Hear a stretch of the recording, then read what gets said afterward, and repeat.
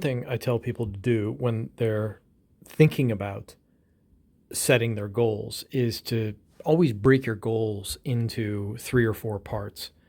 For instance, I just started to box a little bit. And what I did was, when I was setting this goal, was to number one, break it down like this. I always write down start boxing. That's my first goal. And when I write my goals for 2024, that's the first thing I'm going to write down is start boxing. The second goal that I'll have is I'm going to have a frequency goal. And the frequency, I used to be insane about this sort of stuff. The frequency would be like, okay, I need to do 2 hours a day every day and become a master, right? Now, for my passion in life, yes, I'm still that way. But for these other little things I want to achieve, and this could be something like a skill that you want to acquire. Maybe it's not like the main skill you want to acquire on the court, but it's something, a weapon you want to have that you won't use every day, but you're going to use it occasionally, or there might be a situation in which you use it. So the frequency, I said, okay, what's challenging but realistic for my frequency? Now, this was a major improvement for me because I used to burn myself out, exhaust myself by overdoing it on everything, right? I used to think I have to do it every single day, and if I miss a day, I suck, right? And I won't be any good. And then I matured a little bit, and I said, what's challenging but realistic? I said, what if 2 days a week, 2 to 3 days a week, I box, right? And then I did that for 30 minutes. I'm not trying to be a professional boxer, right? I used to do a little bit of Tai Chi and a little bit of karate when I was younger. And I just wanted to get back into, some of the fighting arts. And I always knew when I was throwing punches, it was really, it was a great exercise. So I said, okay, 2 to 3 days a week, box for 30 minutes. If I go for more, I go for more. Okay, that's a frequency that is challenging for me because I have a very busy schedule, but it's doable. It's doable. Sometimes when you overdo it, which I'm prone to do. Now, listen, I'm for overdoing it in a lot of different ways, but you also can be mature. And okay, so my first goal was to start. The second goal is the frequency, right? And I want to do that every week. Boom. So now I have a start goal and frequency goals.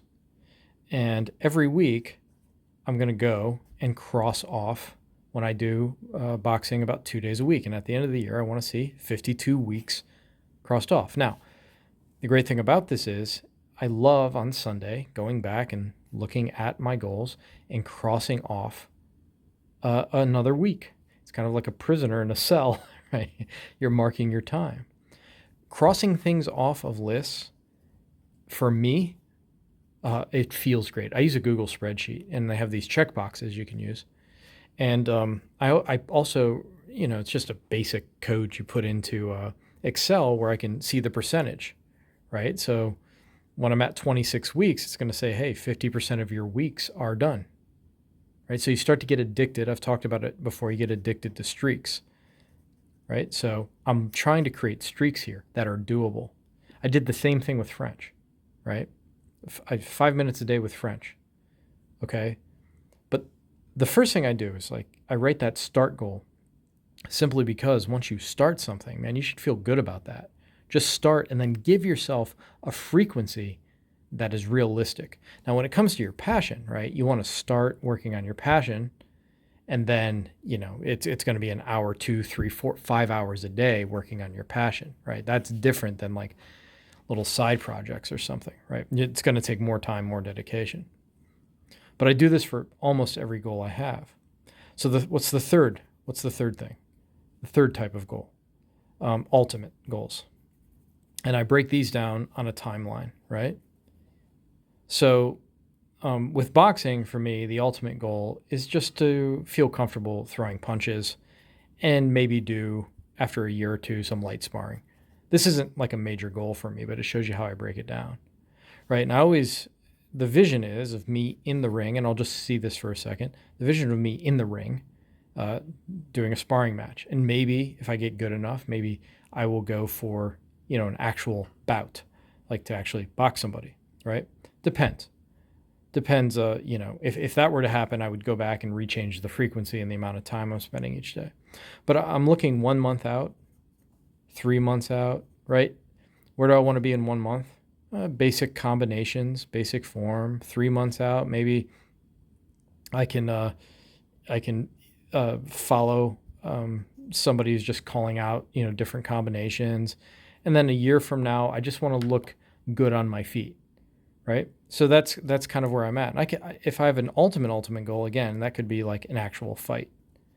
So I take these ultimate goals and I break them down. Now, these ultimate goals, I always have 1 month, 3 months, and a year, and then lifetime. That's how I break most of them down. And that's been very useful to me. To not just, because what I used to do, right? What I used to do was just to write down something like ultimate goal, boxing match, right? And then that would just sit there and I'd look at it and I wasn't really measuring any progress, right?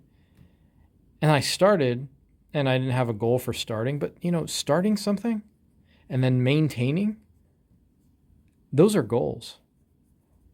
So the start is a big one, like just starting something, showing up, and then to have a frequency that you can continue with is awesome. Now I said there's sometimes fourth goals, right?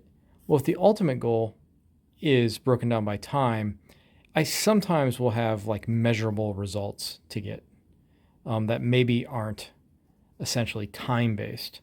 But like if I'm bench pressing, right, and I want to improve my weight, the amount I can lift, maybe it's not based on time, but it's like, okay, I have a goal of 250 pounds, and then I have a goal of 260, right? And I don't know how long that's going to take, but eventually I want to bench 350 pounds, right? So it doesn't always have to be time-based for your ultimate. It can be achievement-based.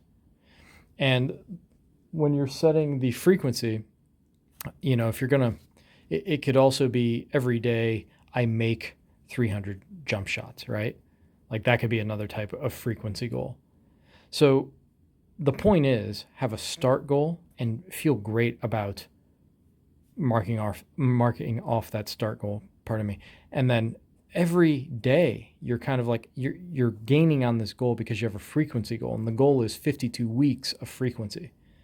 And the frequency doesn't have to be daily. For some things it will be. I tell people don't want to meditate, right?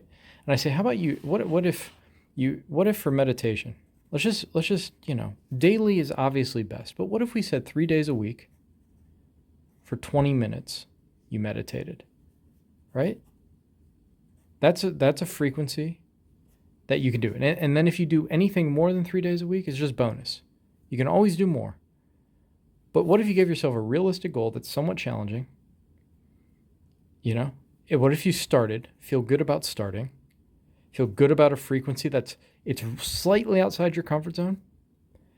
And then what's the ultimate goal? Ultimate goal would be, to be able to find peace of mind quickly, like to meditate, to go into a meditative state quickly, right? So just small things. And then you'll be surprised if you really love something, it might morph into 7 days a week. It might morph into that.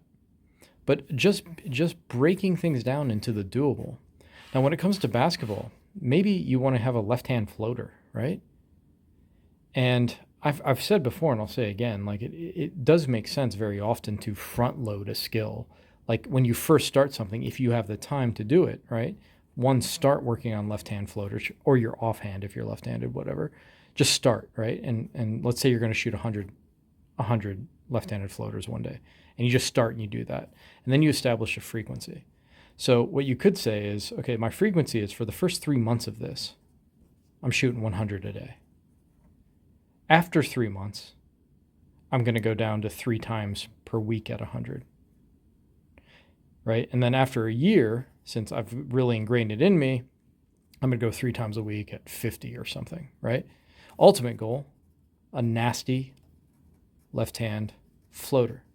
But you see how I broke it down into a start, feel good about the start, and then the frequency. You can always front load something with a lot of reps.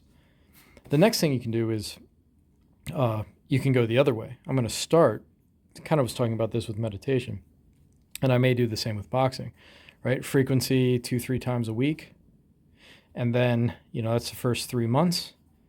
And then I'm gonna jump it up to 5 times a week after 3 months. And then after 6 months, I'm gonna do 6 times a week or 7 times a week, right? Or you're gonna increase the reps. I'm still gonna keep 3 times a week at 100, but over time, I'm gonna jack that up to 200 or 300, right?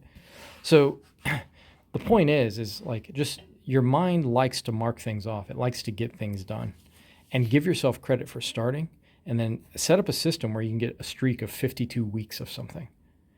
And it's just magical when you look at the end of the year and you see, for 52 weeks, I stuck to this frequency. It's a fantastic feeling. It's an absolutely fantastic feeling. This is Dylan with Basketball Brain. Check out basketballbrain.com for more. Peace.